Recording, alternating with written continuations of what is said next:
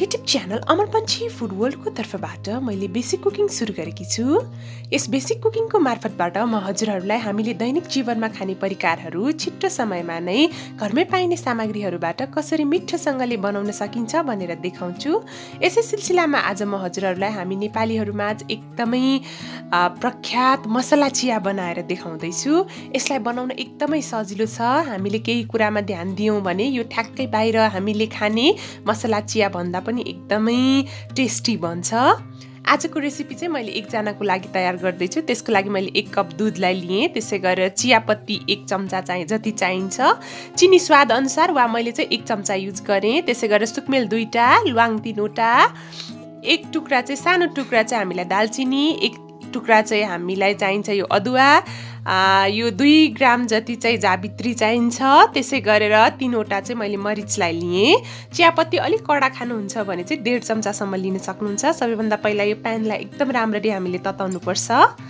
त्यसपछि एकदमै ग्यासको आँच सानो आँचमा राख्नुहोला। अब मैले यो सबै यो गरम मसलाहरूलाई चाहिँ केही बेर रोस्ट गर्दैछु। मैले चाहिँ अदुवा चाहिँ सुकेको वाला युज गरेँ। हजुरहरूले घरमै पाइने अदुवा वा नसुकेको वाला ताजा अदुवा युज गर्नु भए पनि हुन्छ। ताजा अदुवा हो भने चाहिँ यसरी रोस्ट गरिरहनु पर्दैन। यसलाई एकदमै सानो आँचमा हामीले 30 सेकेन्ड जति हल्का भुट्छौँ। यसबाट हल्का मिठो बास्ना आइसकेपछि चाहिँ हामीले ग्यास अफ गरिदिनु पर्छ। यसरी भुटेर पिसेको मसला राख्यौँ भने चाहिँ चिया मसला एकदमै टेस्टी बन्छ। विशेष गरेर ल्वाङ चाहिँ हामीले सधैँ भुटेरै युज गर्नुपर्ने हुन्छ। यसपछि चाहिँ यो मजाले तातिसक्यो। त्यसपछि मैले 1 मिनेट यत्तिकै छोडिदिएँ यो सिलौटोमा। 1 मिनेट पछि यो यसरी पिस्दाखेरि एकदमै क्रन्ची भइसकेको छ। यो पुरै धुलो चाहिँ बनाइरहनु पर्दैन। यसलाई बिस्तारै कुट्ने मात्रै हो हल्कासँगले। यसरी अदुवा सबैलाई एकैचोटि मैले कुटेँ। विशेष गरेर मसला चिया मिठो हुने भनेको चाहिँ गरम मसलाले नै हो। त्यही भएर एकदम मात्रा मिलाएर हाल्नुहोला।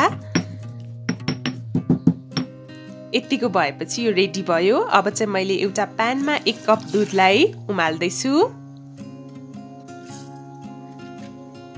थोरै मैले चिनी र अलिकति पानी हालेँ। पानी चाहिँ लगभग आधा कप भन्दा अलिक कम राखेँ। यसलाई छोपेर म पकाउँदैछु।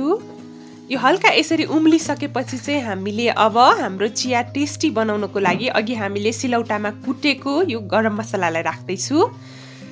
हामीले एकैचोटि चियापत्ती चाहिँ हाल्नु हुँदैन। यो मसला हालिसकेपछि कम्तीमा पनि हामीले छोपेर 1 मिनेट चाहिँ लो फ्लेममा पकाउनु पर्छ। एकदमै सानो आँचमा 1 मिनेटसम्म मजाले यसलाई पकायौँ भने चाहिँ चियामा एकदम राम्रो फ्लेभर आउँछ गरम मसलाको। त्यसपछि मैले यसरी चियापत्ती हालिदिएँ 1 चम्चा जति। चियापत्ती चाहिँ एकदमै राम्रो क्वालिटीको युज गर्नुहोला।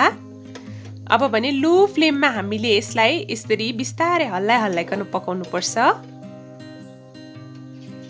यतिको भइसकेपछि चाहिँ बिस्तारै म चलाउँदै पकाउँछु। हल्का एकदमै लाइट ब्राउन कलर आइसकेपछि चाहिँ यसलाई छोपेर हामीले सानो आँचमा 2 मिनेट जति पकाउनु पर्छ कलरको लागि चाहिँ। यसो गर्यौँ भने एकदमै राम्रो फ्लेभर पनि आउँछ। हामीले के कुरा ध्यानमा राख्नुपर्छ भन्दा यो चिया चाहिँ उम्लिने बित्तिकै हामीले ग्यास अफ गरिसकेपछि चाहिँ एकैचोटि छान्नु हुँदैन। 1 मिनेट यत्तिकै राख्नुपर्छ। 1 मिनेट भइसकेको छ। अब भने हाम्रो मसला चिया एकदम खानको लागि वा पिउनको लागि रेडी भइसकेको छ। एकदम मिठो बास्ना आइरहेको छ यो चियाबाट चाहिँ। चिया हामी नेपालीहरूलाई एकदमै मनपर्ने ड्रिङ्क पनि हो। एकदमै राम्रोसँगले मेहनत गरेर पकाउनु भयो भने चाहिँ एकदमै टेस्टी बन्छ यो चिया चाहिँ। बिहान मिठो चिया हामीले खायौँ भने चाहिँ दिनभरि नै हाम्रो मुड पनि एकदमै फ्रेस हुन्छ। यो स्वास्थ्यको लागि पनि एकदमै राम्रो छ। यो गरम मसलाहरूले हाम्रो स्वास्थ्यमा एकदमै सकारात्मक चाहिँ ऊर्जा दिन्छ। आजको रेसिपी हजुरहरूलाई कस्तो लाग्यो? यदि आजको रेसिपी हजुरहरूलाई मन पर्यो भने भिडियोलाई लाइक, कमेन्ट र सेयर गर्न नबिर्सिनुहोला। साथै मेरो च्यानल अमर पंची फूड वर्ल्डलाई सब्स्क्राइब गरिदिनु होला। Thank you so much for watching. Have a nice day. Happy cooking to all of you. Good by.